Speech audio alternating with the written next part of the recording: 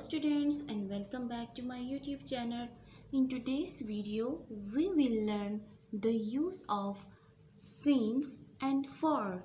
In this video we will learn how or when to use the word since and when to use the word for. First of all, since is used for define time. Whenever in any sentence the time is defined clear, we use the word since, and when in any sentence the time is not clear, not defined, we use the word for indefined time.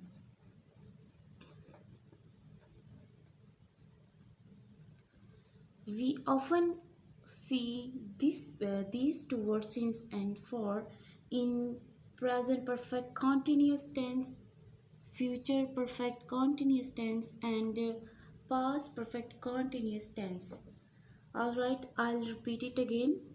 Since is for defined time and for is for indefined time. I have few examples of these. First example is, I have been living in this house blank 40 years. I have been living in this house blank 40 years. Now here are the time is 40 years. Now we do not know which 40 years are these, right? We do not know about whom 40 years are someone is talking about. So the time is indefined here, it means we will put for.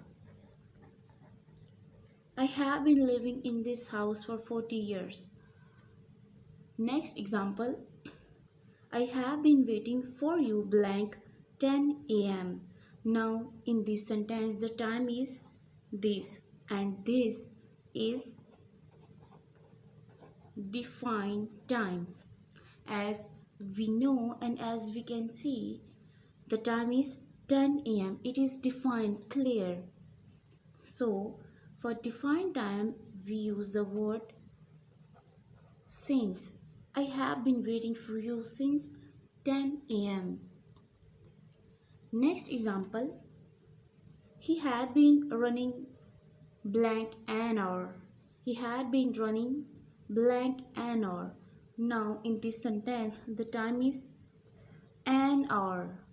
What do you think? Is this defined or indefined?